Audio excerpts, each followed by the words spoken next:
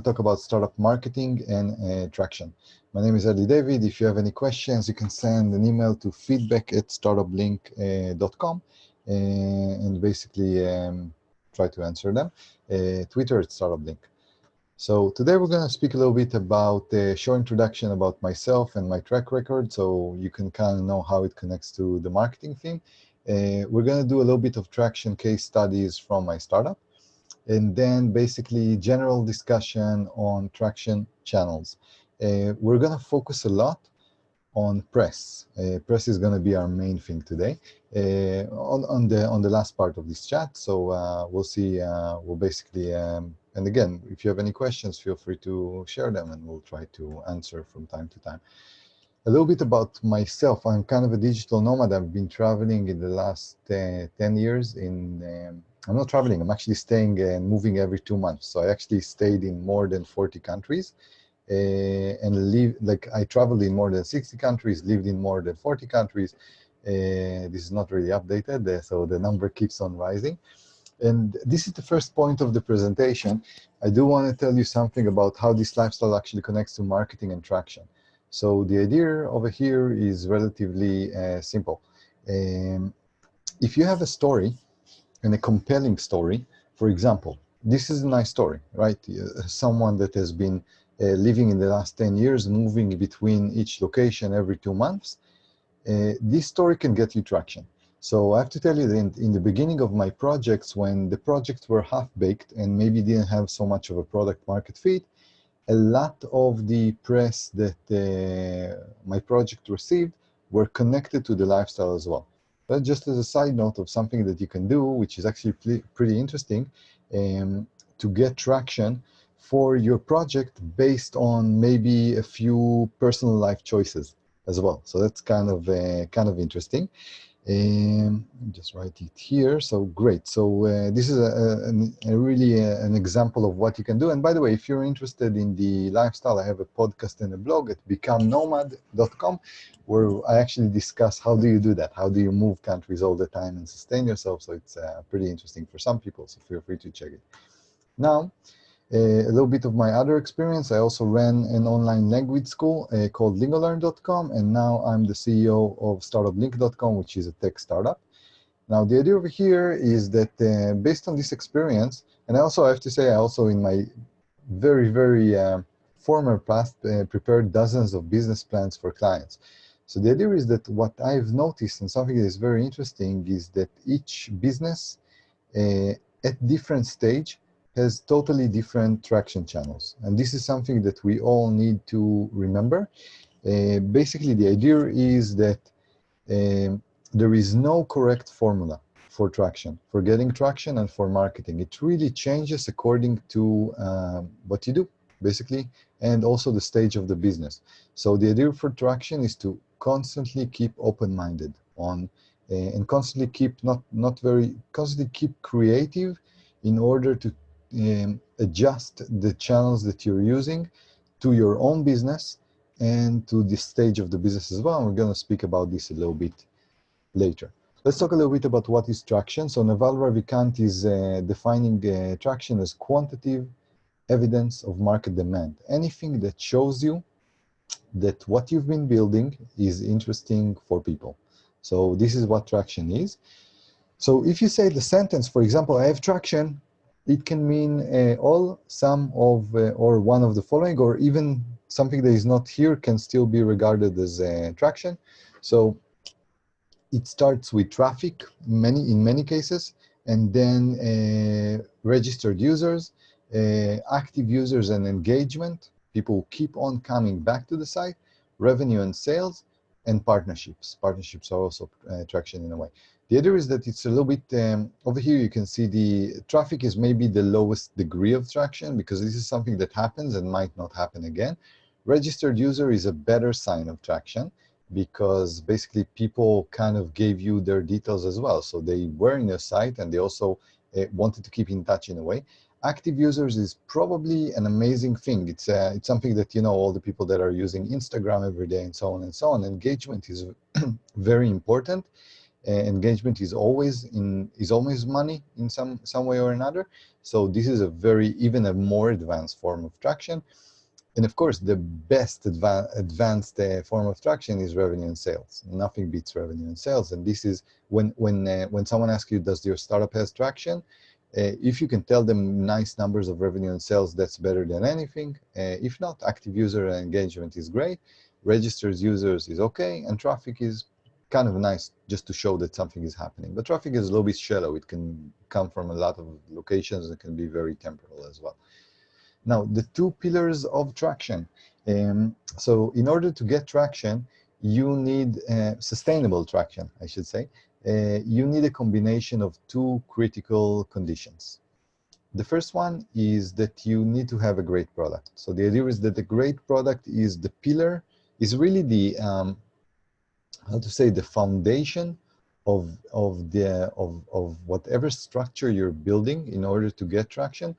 Must be a great product, because in the end of the day, if your product is not solving pain, you can be a marketing genius, but try to market a broken car. It just doesn't work, you know? So the idea is that it's if your product is really great, marketing it and getting traction is going to be so much easier. And a lot of people are kind of focused on the hype and not on the product. So if you have to, and again, there is also the second pillar, which is basically people aware of your product. So it's not enough to have a great product. You also want to get the word out. So the idea is that there is always a balance, and you also always have to keep this balance. Some people, especially the builders, the developers, and so on, they put so much attention into the product and very small attention into the marketing of the product. And that's a problem. That's an unbalanced situation. In many cases, people are not paying enough attention to the product and are much more obsessed about how to market the product and get the word out. Also a problem. So the idea is always try to find the right balance. This is very important for that. Okay. Said is asking, how did you get your first paid clients, and what channels did you use? The channels I'm going to speak about. There's going to be a big slide about the channels. And that's how I also got the first paid clients, basically, from those channels. So I'm going to get to there in a minute. Okay. A little bit about measuring. Measuring is very important. Marketing position in an organization about 15 years ago used to be the most fun thing, because, or the most unfun thing, depending on your personality. The idea is that 15 years ago, it was very difficult to measure your traction and also measure your marketing in a way. You kind of posted an ad on the newspaper once a week and hope for the best, put maybe a radio announcement, and that's it. And you could never measure the real impact. So it was fun ages for the marketers. However, now for you specifically as a startup founder, it's critical to measure, because marketing is money. And the idea over here is that you have a lot of tools to actually measure the impact of your marketing, which is critical because you don't want to spend money for nothing. The tools are, and you must get acquainted with them, it's Google Analytics more than anything. If you're doing paid traffic, like with Google ads or Facebook ads, you're also going to have great dashboards there to kind of figure out what's the ROI, the return on investment, on your investment. So the idea is today, everything can be measured. And also, I want to say that everything can be tweaked, which means that A/B testing is very recommended. A/B testing is basically a situation where you have a landing page or some kind of offering on a page, and you have two versions of this page. So you have something that goes totally into another type of text, and another one that goes totally into another psychology and another way to persuade people to buy your product. And then when you measure those two, you can kind of figure out which one is more effective. So the idea is that today you can really measure. The only problem is that in order to measure, you really need a little bit of numbers. And to get the numbers of the traffic, unless you're a very creative marketer, and today I'm going to try to tell you a little bit about creatively how to get traffic and how to get traction, in many cases it's going to cost you money. So the idea is that in order to measure and to do A/B testing, you kind of need to have enough numbers to actually have statistically good idea about what's working better. Because if you have only 10 people arriving to one landing page and 10 people to the other, it's not enough to make conclusions based on one person buying. So the idea is that you do need a little bit of numbers, but it's relatively easy to measure, which is very, very important to startups that don't have a lot of budget. So that's something that should be said. And that's the heaviest slide of the presentation. So basically over here, this slide is based on a book called Traction by Gabriel Weinberg. Gabriel Weinberg is also the CEO of DuckDuckGo, which is the only competitor I think Google has. And the idea is that in this book, they basically charted a lot of ways to get traction. And the bottom line is basically as following. You have to test all of them. Yeah, so the idea is as following. Let's do a little bit of a thought experiment. If in a situation that you don't test all of them and you only focus on the two that you pick, you're going to see that in many, many cases, the two that you're going to pick are probably going to be the same two that 80% of the people are going to pick. And what does it mean? It means that you have saturated channels in comparison to channels that are underutilized and can bring great return on investment just because nobody wants to go to conferences, for example. So the idea is that what this book is recommending, and I totally agree, is to be in a situation that you are actually trying many of those channels. And now we're going to slowly go over those channels and kind of introduce them one by one. And the idea is, again, you kind of have to experiment almost everything here. And surprisingly, some of the things you're going to least like are the things that look the most old-fashioned or whatever are the ones that will offer you the most benefit. So let's go a little bit one by one. The first one is viral marketing. For example, if you're launching your product or your startup, a new startup, the best way to get traffic currently is Product Hunt. It's a site that basically is listing new startups that are existing. So this is a no-brainer, for example, for trying to get some virality. I have to tell you that when StartupBlink launched a few years ago, we were one of the first results on Product Hunt, and that brought us traffic in really amazing numbers. So that's one example. Second example would be, for example, Dropbox. Anyone knows what did Dropbox do to achieve this virality and this thing that they got really popular? I'll give you a few seconds in the chat. Let's see if someone can guess.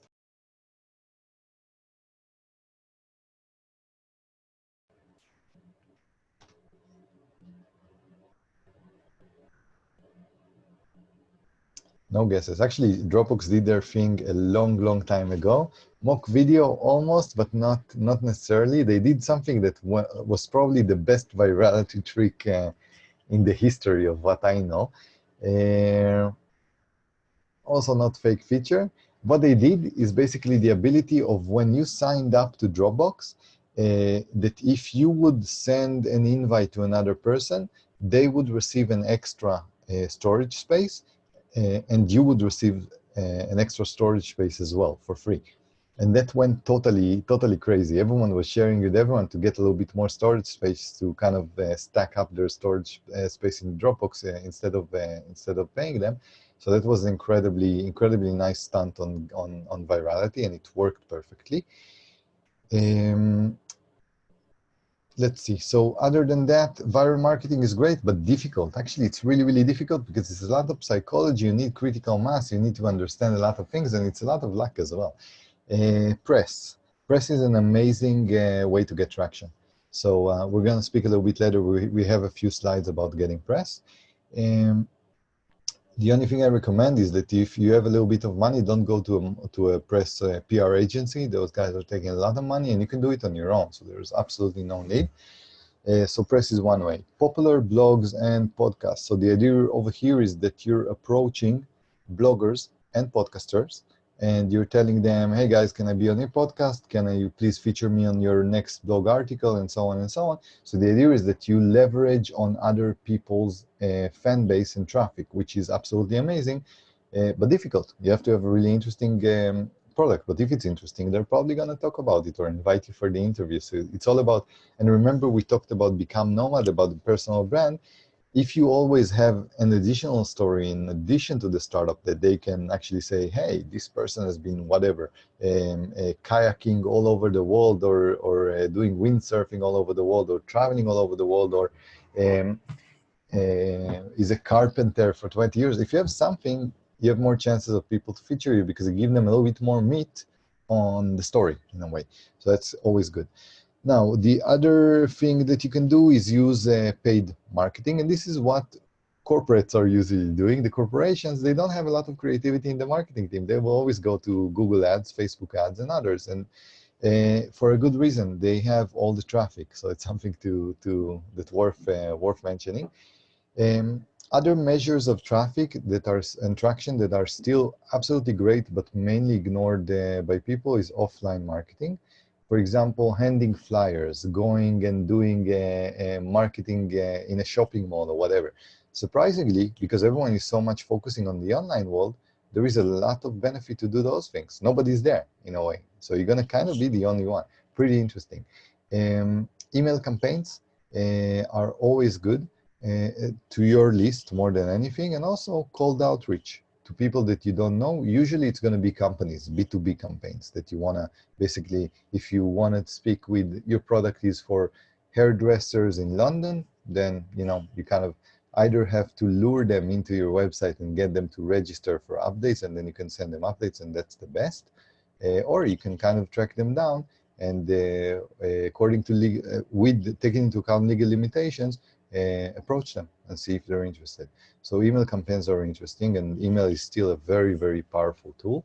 Social media, needless to say, you all know it, and you all know it's noisy. So in a way, maybe it's not the best place to be, depending on what you do. But some people have found the really interesting traction channel within social media. So a lot of people are now publishing in things that most of us don't know of, like Pinterest and so on. So the idea is that there are still underutilized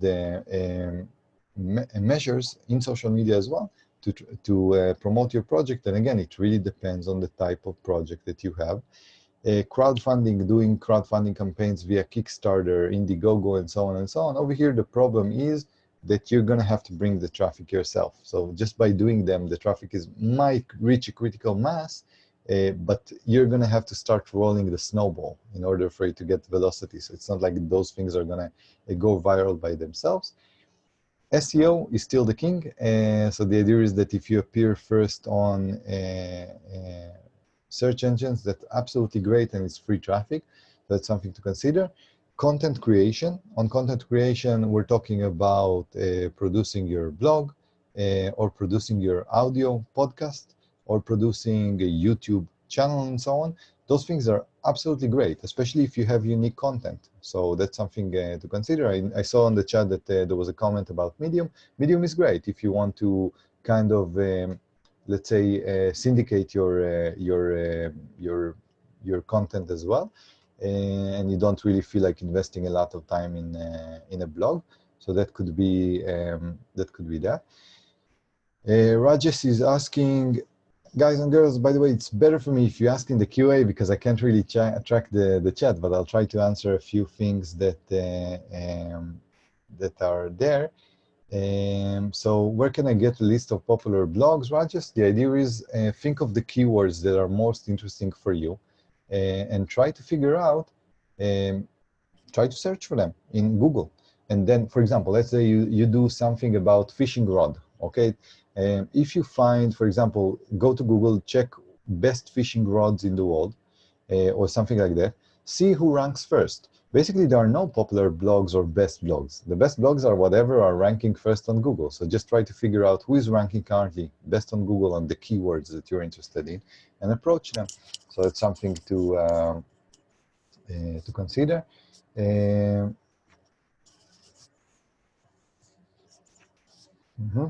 Martin is asking about he has trouble in successful follow-up after press interest. So basically, if I understand you correctly, Martin, you approach press, they get back to you, and they don't write about you in the end, right? That's the basic question. So let me know in the chat, and I'll try to brainstorm. This is usually a good situation, because usually press, and we're going to speak a little bit about press later, the big thing is that they don't even come back to you. So it's like a totally ignoring you in a way.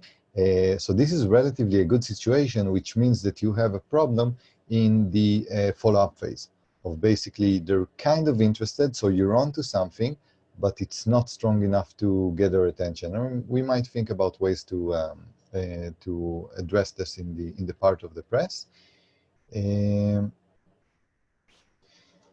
Ruben is asking, creating your own content can interfere with your product? Yeah, of course, because basically if you create content, you're not putting time on your product. Of course, it all has an alternative cost. Do you have to be selective with your content? Yes, absolutely yes. You have to be in a situation that you're writing on specific topics that are very, very relevant to your crowd, and where you have a chance to rank. So for example, if you want to do an article about, let's say you're selling, I don't know, video games. You don't want to do an article about best video games in the world or whatever, because you're never going to rank there. So the idea is, yeah, you have to be specific, go niche, specifically on what differentiates you, and then you have a chance to rank high. Great. Let's have a look. So Martin, we're going to answer your question about the press when. Okay, so Martin is basically saying that people are writing about his product, but he's getting press, but people are not buying. Then you most likely than not have a problem with the balance of what we talked about before. Product and marketing. So you're doing the marketing thing great. You have some kind of a hook that gets people excited. It's kind of a gimmick in a way, but the product does not really solve a big enough problem to basically generate sales. So over here, what I would do in your position is kind of hold down, not do any more marketing, kind of put it on the back burner, and just focus on improving the quality of your product, because apparently there is a value proposition problem, because no sales means only one thing. You're not solving a deep enough pain to get people to put their credit card. So that's the situation. Let's continue with this list, and then after that I'm going to answer questions. There are many questions. So after that we talked about content. Forums. Forums are a great way to get traction. We're talking about a few top ones, but even the niche one are even better, because what I'm going to mention here everyone is using. So if you find a niche, let's say you're selling a fishing rod and you have a forum for fishermen, that's much better than going to general forum.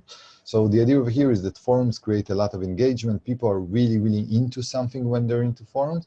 Some of the recommended ones is to find your forums in Reddit, find relevant Facebook groups that are speaking about the subject that is interesting for you, post things on Quora. Quora, more than anything, is also for SEO, and post stuff on Hacker News. This is for more software projects.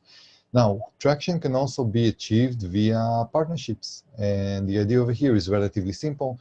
If you have a strong partnership with another organization, you can leverage on their followers. So let's say if you're doing a model for an architecture, big architecture software, or doing a model for MailChimp, let's say, of sending those emails, and you kind of tell them, hey guys, I built this model for your users. If they're going to include you in their next newsletter, you're going to get massive traction. So the idea is also try to figure out who has access to the crowd that is relevant for you, and try to kind of work their way. I'll just mention again, I don't look at the chat, so the Q&A button if you have a question.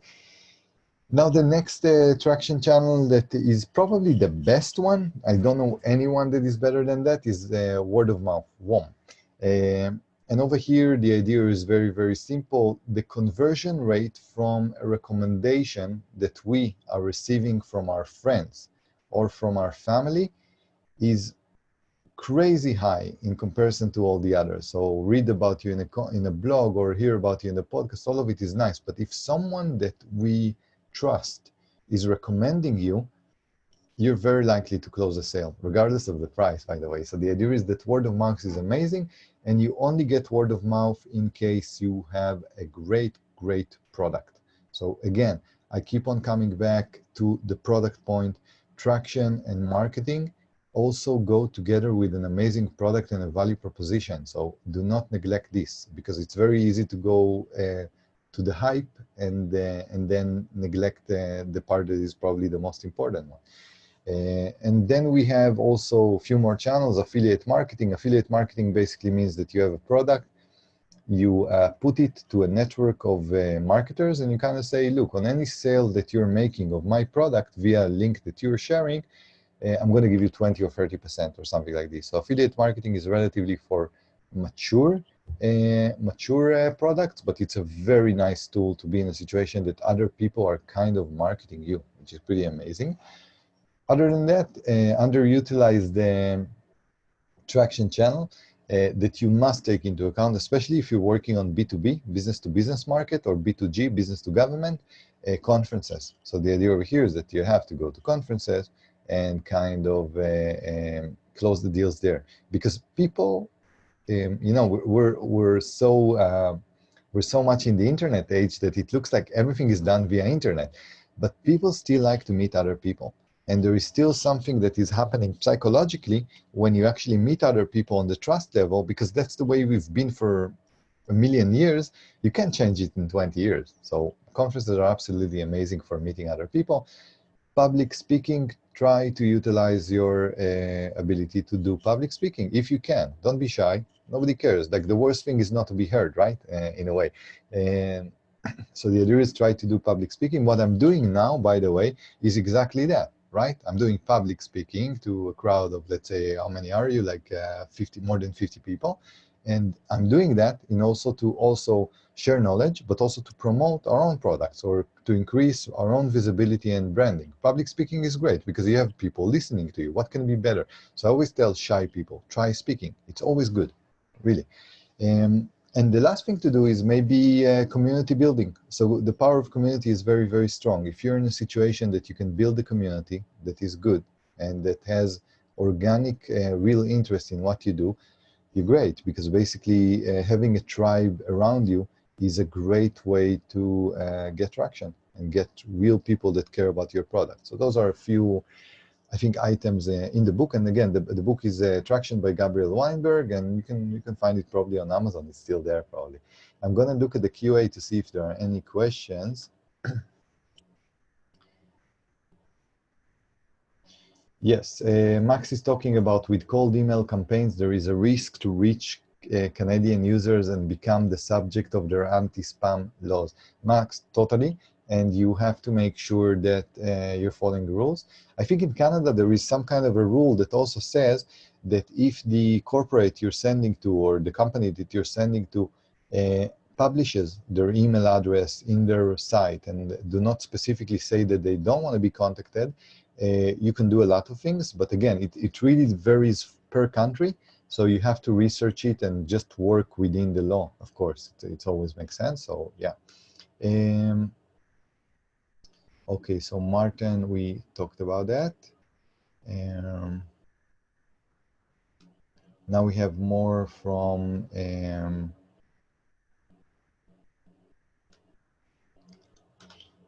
anonymous attendee is asking how to handle fake websites targeting your SEO ranking. Just create amazing content. Nothing beats great content. So the idea is that if you're creating great content, no fake website can create content in a level like yours. So the idea, again, become an expert on whatever you're doing and write amazing content that is relevant for people. Google is now intelligent enough to really understand what is a copy-paste fake and what really brings a lot of value to the people that are surfing. So I would definitely not worry, not about them, not about the competition. Focus more about what you're doing. Let me see if there are any questions.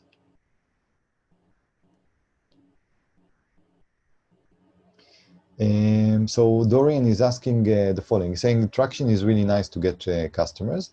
Any advice about how to get traction, to find co-founders, partner, B2B customers? And Dorian, the answer is the same. Basically, the idea is the following.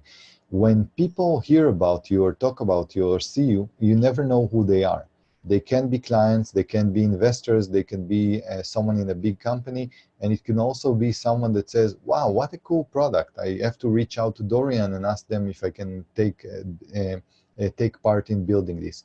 So the idea is that when you get traction, especially on the internet, you never know who you're talking to. So you can get all of those things. Just keep open to a situation that someone is approaching you on, and not necessarily to be a client. So you feel like they can feel like it's okay to speak with you also on other topics and not only on buying your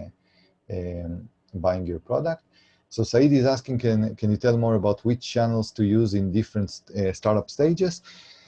Not really, because in different startup stages, other things are working. Usually what happens is that when you start a startup, you want to be in a situation that a lot of your traction is coming organically, because you also don't have a budget and you also need to experiment a little bit. And then usually what happens in startups is that the closer you're getting to product market fit, you're going to be in a situation that now you know what are exactly your costs, now you know what is exactly your revenue, and then you can go full speed also on paid publicity, which is basically Facebook and Google more than anything. So that's basically it. Rajesh, you have another question, and the answer again, creativity on Google. So the idea is that Google is at your disposal. So every question you need to kind of verify. If you don't know which forum, which blog you should contact with, just do it via Google. So instead of asking which one is most popular in the UK, check. Like basically do a search. You can actually even do a VPN and set your VPN on the UK. So Google also identifies you that you're from the UK or whatever, and then just search for the relevant keyword which you think are the most relevant forums, and they're just going to show up on the top. So today there is no one that says who is the most popular except Google. That's the sad truth, by the way. It's really, really sad, but that's life. That's our new life. Okay, so we went over this, and this is all the traction channels. And okay, now a little bit of traction channels from Become Nomad. So I told you this is a blog and a podcast, and it's kind of a hobby one. It's not really generating money and whatever. But the idea over here is that a personal blog or podcast allows you to develop your personal brand. Now, why is a personal brand important? Because in the end of the day, people do business with people and not with business. So the idea is that if you have a personal brand, people trust you a little bit more. One more thing to take into account. Anyone knows what is the success rate of startups? In the chat, please let me know. As a guess, probably heard those numbers, 10. Yeah, 10. It's either 5 to 10, basically. So the idea is that if you have 10% chance, if you're putting a little bit on your personal brand, you're in a situation that the people that are with you and know you, they stay with you. Because your startup, don't think like that, because like, yeah, you have 10% chances of success or less, but always think it's 100. But if you look outside of the box for a second, you're saying, okay, I have 10% chances of success. That means that, let's say if your startup dies, all the followers of the startup are dying with your startup in a way. But if they follow you as a person and you're in a startup journey, you can take them to the next one, to the next one, to the next one, until you become a super billionaire. So the idea is that a personal brand makes sense because you can basically take all the people that you have with you to promote whatever product you're working on. And I totally recommend an article called 1,000 True Fans from Kevin Kelly. And Kevin Kelly is basically saying in this article that if you, as a person, have 1,000 people that have become your fans, you know, that are kind of following you and saying, you know what, whatever Eli is saying is super duper, and I'm like taking his advice, you can sustain a lifestyle. Basically, 1,000 people or 1,000 true fans are enough to maintain you, depending on what you do, especially if you do a lifestyle business. So it's something to take into account. Now, a personal brand also helps you to get PR for your business. So, for example, you know, I used to build, by the way, it's pretty funny because I'm going to tell you about StartupBlink later. Now I'm hiding the digital nomad thing because more than anything, I'm now doing business with governments. Governments don't want to do business with digital nomads. You know, it's like governments want serious people with a buttoned shirt and everything. So the idea is that what worked before to get the initial traction definitely doesn't work now. But the idea is that a personal brand, especially in the beginning, allows you to get the PR. So for example, I got CNN articles about me or Business Insider articles that were very much focused in the lifestyle and less in the business. So especially in the beginning, when you're not sure what exactly you're doing, a personal story can be relatively good. I'll just tell you that the return on investment on building a personal brand of a blog or a podcast or whatever is usually not direct. You're not going to see money out of it that people pay you directly, but it's going to be via some alternative options that are coming along the way. People inviting you to conferences, people inviting you to speak, partnership with brands, and so on. So one of the things I encourage you to do is to maybe think about what's your story. And by the way, it can also be a company story if there is something very, very interesting. But reporters kind of need this story element, and people also need the story element to connect to. So it's worthwhile to think about it. It's not for everyone. And I totally, you know what, I really respect people that are separating their personal life from the business. Totally cool. But in some cases, you want to do it if you can and if you feel like it, you know. So that's something to think about. Some things on content. So general content tips, I think I covered it a little bit in the questions, but just to repeat, you want to be the best in the world in any content that you produce. And in order to be the best in the world in the content that you produce, you want to be an expert and you want to niche down. So the idea is today in the world, everyone is doing something. You want to niche down because if you're going to go on a general category, you're more likely than not to fail. Now, content can only bring you organic traffic. Again, Google is super smart if it's of high quality and is unique. So that's something to think about. And one more thing to say about content. If you're stressed for success right now and you don't have a lot of oxygen and you only have 2 or 3 months basically for your business and to test the ideas of your business, focusing on content is not good because content is very, very powerful, but it takes a lot of time to produce. And it also takes a lot of time to see the results of content generation, usually 6 months to kind of see if it works or not. So the idea is that if you're kind of stressed for cash and you kind of need to, and you really have a very, very small timeline, it's not even a year, content is interesting, but it shouldn't be your main strategy in a way. Let's have a look at the questions in the Q&A. Super Martin, Jennifer Beer, super. So let's see what Pradeep is asking. Pradeep is having 2 or 3 failed startups and burning cash before getting into profit. Is this the reality you should target? No, you should target success. The reality of glorifying failure is very, very common now. Like everyone's hugging you and telling you, hey, you have to fail, it's okay. But don't fail. If you can avoid failure, please avoid failure. But it's true, chances are against you. So the idea is that if you fail, rise above it and keep on fighting. That's basically the idea. And Pradeep is also asking about after how many years your startup giving you profit. The conventional wisdom is that a startup will bring you profit or bring you to the situation where you were in the 9 to 5 in a corporate job or whatever after 1,000 years. Not, I wanted to say 1,000 years, but it's after 1,000 days. It's not so many. But the idea is that it's at minimum 3 years, depending on how innovative your startup is. So Pradeep, if, for example, you're giving, I used to do business plans for clients. So if you're doing service provider, it's not really a startup. You can gather in about a year or half a year if you're good at what you do.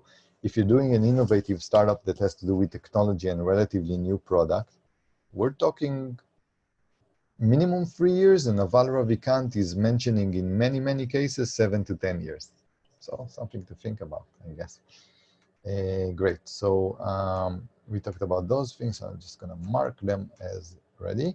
Super. So now we're moving on to the next slide. The next slide is going to be a little bit of my experience from LingoLearn. LingoLearn is an online language school. I'm no longer operational there, but it's still something that is dear to my heart. LingoLearn is an online language school. We sell language packages with teachers. So the idea is that you're buying packages with teachers, you're leaving your details on the page, someone gets back to you. This is kind of like a very, very simple technology. There isn't that much of technology behind it. Let me tell you about a few things that I've learned from LingoLearn. So the first one is that the thing that works the best once you achieve product market fit is paid advertising. The sad reality currently in the world is that all the traffic is owned by monopolies. So, when the internet started, everyone talked about some kind of an open universe, and everyone can be like, everyone can do their thing, and you will visit in everyone's content, and so on and so on. It didn't really happen. It didn't really happen because people are lazy and they like using the same tools. They don't want to use 1,000 things and surprise themselves. That's sad, but that's life. So the idea is that most of the traffic currently, Google and Facebook are holding this traffic. And the idea is that if you want to make real money and actually get very stable flow of people, Facebook and Google. Sad life, but that's life. But however, I have to tell you that Facebook and Google did a really good job on building platforms that are very, very transparent, relatively easy to use, and highly measurable. So the idea is that if you have a product that makes sense and you have a little bit of margin to spend on marketing, they are amazing tools to get massive amount of traffic. So that's something that you should consider. Now, from LingoLearn, I also learned that not all startups are relevant for going viral. So I'm going to tell you a little bit about StartupBlink later, and StartupBlink went totally viral, and we got a lot of traffic, and we never really had to spend money on Google and Facebook and all those things.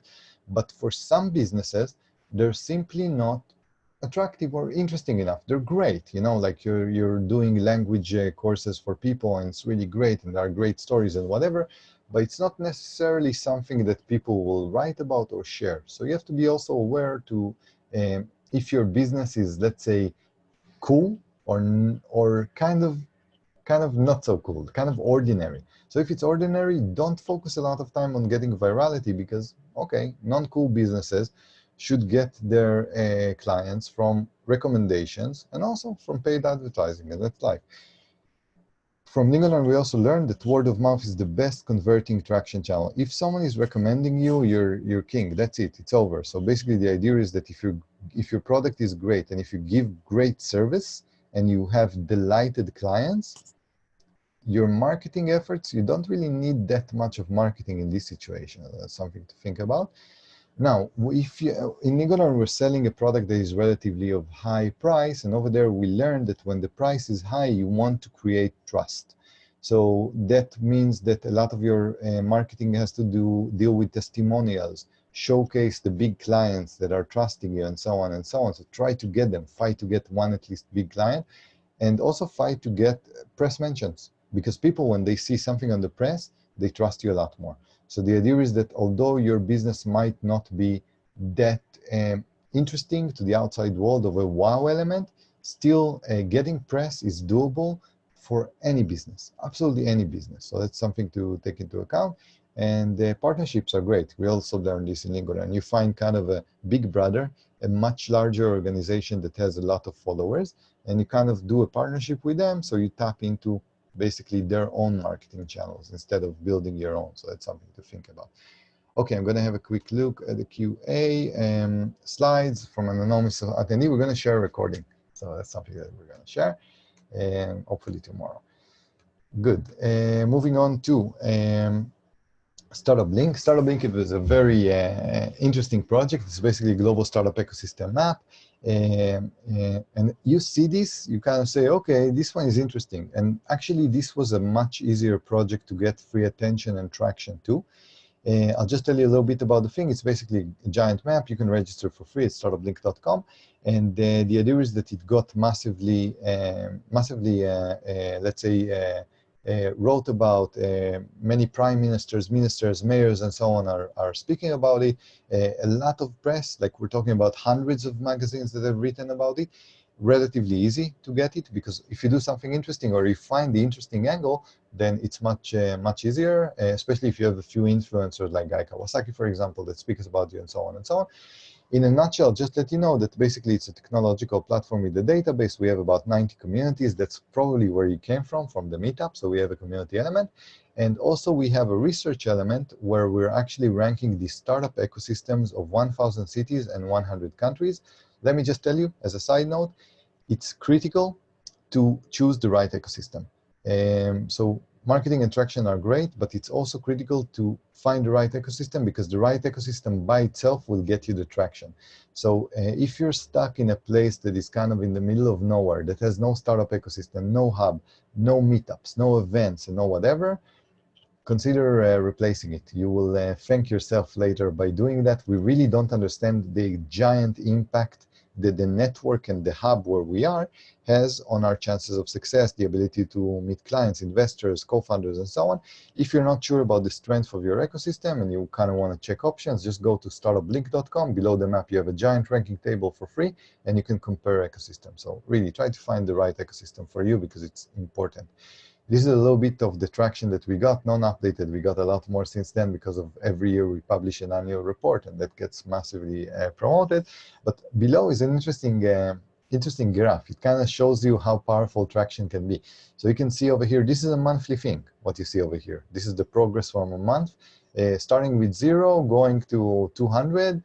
Then we had Guy Kawasaki mentioning us, and it goes to about 5,000. Boom, like exponential growth. Then we have a product hunt mention, and then everyone else mentions us, and they go all the way from 0 to 30,000 visitors a month, which is showing you that, and this was a long time ago. Today, everything is multiplied. You know, if you do something like that today, you're going to reach to 100,000 visitors without any problem a month, without spending nothing. So the idea is the traction can be, and virality can be very, very powerful.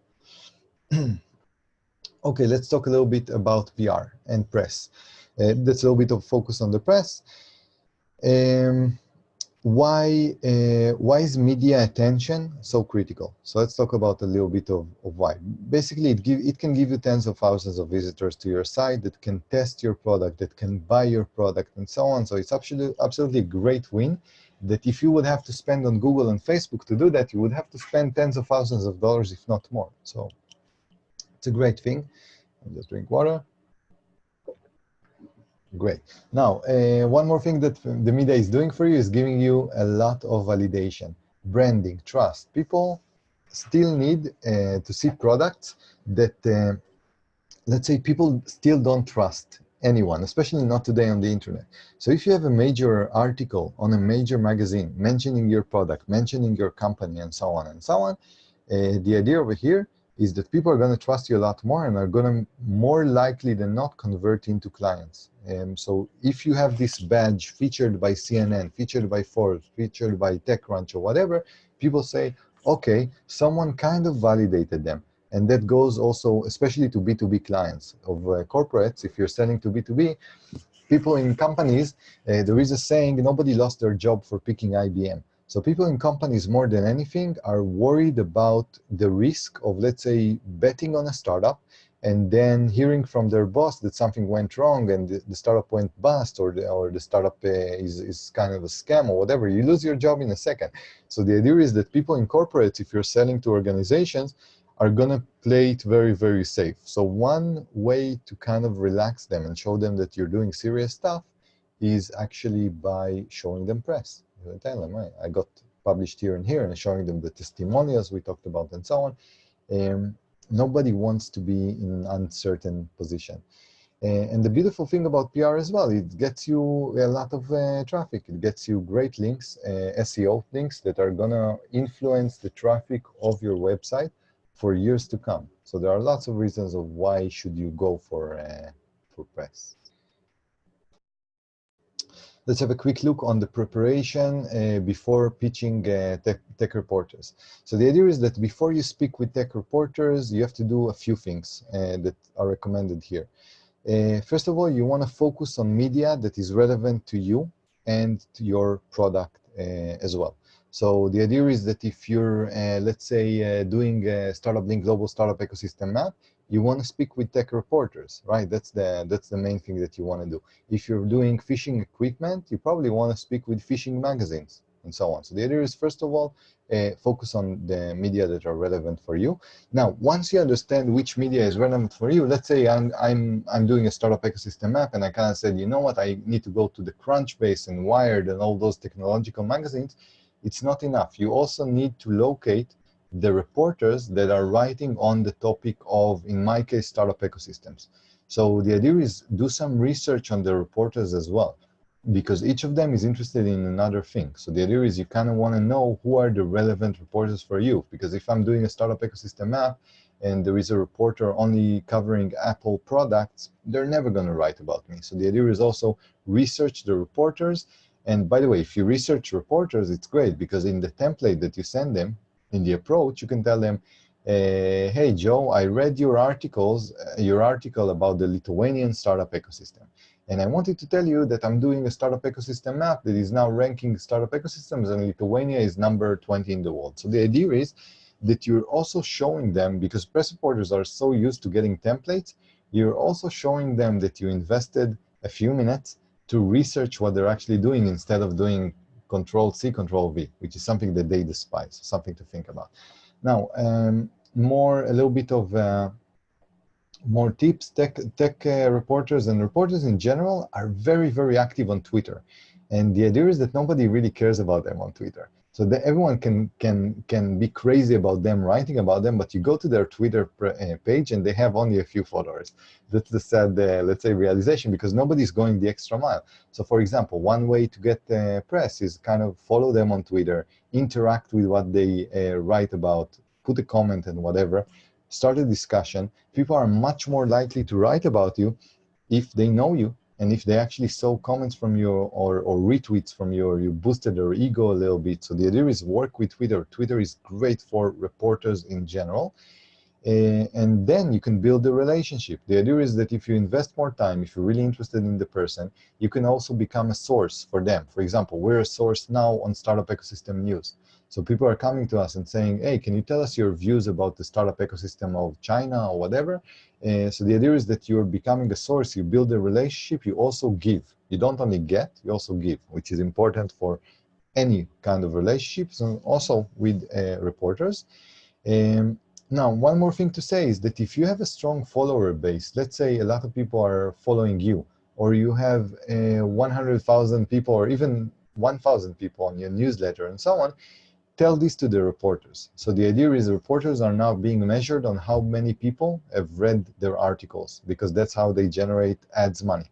So if you do an approach to reporters, tell them, hey guys, just for you to know, if you're going to write about this, we have a crowd of 10,000 people in our communities and so on, and I will be very, very happy and excited to distribute this article to my entire member base. So they kind of know that you will help them to drive traffic into the article. Now, reporters in general, they also can lose their job if, for example, they're writing on the next Bitcoin company or blockchain company, and in the end, it's a scam. So they have to be very, very careful. So the idea is try to show them that you've done things, that people endorsed you, your work, that it's a cool project or whatever. So pretty important as well to give reporters kind of a sense that if they write about you, there is not a lot of risk for them as well. And the most important thing about reporters is also approach many, because most of them are super busy. They're never going to see your email. They're going to delete it in a second. So it's a numbers game, okay? So you have to write to many of them. That's something to think about. Okay, let's move to the next slide about the press. And the next slide is about your pitch to the reporters. So you want to keep your pitch short and to the point. Those guys have no time. And girls, you want to customize your pitch. We talked about not doing Control-V, Control-C, Control-V. They know it, and the minute they sense it, they're gone. Follow-up is okay. You can follow up to 3 times or 2 times. They even encourage people to follow up, because they kind of say, look, we're super busy. If we haven't seen your email, then just follow up. You can connect whatever you're pitching to a crisis that is happening now, or some kind of an ongoing news story. So you can kind of create news. This is very, very creative, not easy to do. But let's say if you're doing, I don't know, if you're in the lifeboat project, and let's say there are now a lot of people that are losing their lives because of drowning and whatever, and you can kind of show that your product is making an impact or whatever, or can connect it to something that is happening, then you're more likely to connect to a wave that is already people are already speaking a lot about this thing. So kind of like do that, and you have to be very, very creative to think about how can you connect your product to actual news. Don't send tech reporters or don't send reporters in general any PDFs. Try Googling "The Press Release is Dead" by Mark Butcher, and you will understand why. They simply will disregard your email if it has any attachments. For the big ones, you want to offer exclusivity, which means that basically you can tell them, look, if you, I send this email only to you. And by the way, send it only to them. If you publish it in the next 2 days, basically the story is yours. So if there is a little bit of an interesting angle here, you might get very big publication from that. But even if you don't do exclusivity, one very important thing to remember is the food chain of the press. So for example, there is a global food chain. Let's say CNN, Forbes, CNN, BBC, The Guardian, stuff like that. This is Wall Street Journal. This is the global food chain. Then you have the national food chain, like the most important magazines in a country. Then you have a niche food chain, which is basically, let's say, all the tech magazines in a country. And the idea over here is that if you got published in a tech magazine, another tech magazine in the same location is not going to write about you. You're basically old news. It's shameful for them because someone else caught the story first. So it's okay if you got featured by CNN to go to a tech magazine in Portugal and tell them, hey, I want you to write about this, because CNN is not a direct competitor of this tech magazine. But if you have another tech magazine in Portugal writing about you, you're done with tech magazines in Portugal, basically. Nobody's going to write about you. So the idea is know the layers of the non-competitive branches of the press. Because once you got press in one layer, it's going to be very, very difficult for another competitor of the person who gave you press to give you press. So the idea is work on layers, different layers in a way. And whoever is featuring you on the press, reply immediately. Timing is everything. So if a reporter sees that you're taking your time to answer a query that they might have, you're done. They're never going to come back to your story. They're moving on to the next story. So that's something to think about. Great. I think those things we've covered a little bit. This thing is, again, the product. I'm stressing it again because this is a major problem for anyone who's trying to market. In many, many cases, your product is not ready. It's some kind of an vitamin, nice supplement, but not really an aspirin that solves a pain. So definitely encourage you to work more than anything on the product, something that has to be taken into account. And a little bit of summary of what we talked about. So basically, for traction, every business has different traction sources. You will never know what is your traction source. So you have to keep on trying and checking and seeing and so on and so on. Keep open-minded. At different stages of the business, you will need to change traction sources as your business is advancing and so on. And be creative, customize, use customized solution. And if you're not creative, you can always go back to Google and Facebook and pay them a lot of money. It's not necessarily bad. But the idea is that there are other ways as well. And I just want to share with you some new product that we have in less than 30 seconds. I'm going to cover it really, really quickly. It's called the City Partnership. We launched this yesterday. And basically, City Partnership is only for people that are very much connected to their local startup ecosystem. So if your local startup ecosystem and your city are very, very important for you, all the models that I told you about when I covered StartupBlink, which is basically our map, our database, the reports, the annual reports that we're publishing, all the press that we have, the communities are going to be assigned to promote your project locally and globally. There's a lot going on there, and I'm going to share a link in the chat to this product, so hopefully you can check it out and see all the benefits. So a very short pitch, you see. And I'm also, by the way, always sell something. You see, I also try to sell something new, because selling is the lifeline of every business. Do not be shy. If you have something that is worth sharing, share it, sell it. That's how economies work. That's the beauty of capitalism. So go for it. And that's basically it for today. We don't have time for questions. We're already way beyond our schedule. So that's basically, I'm going to share my email address, and that's the Twitter at StartupBlink. So feel free to be in touch. And again, I gave you a few links in the beginning to the webinar that we have today, online pitching event. It would be great if you can join us. So there are many, many ways of getting free traction as well with the online pitching event and so on. So that's basically it. Keep creative, keep building cool stuff, and we'll be in touch in the next one. Enjoy. Bye-bye.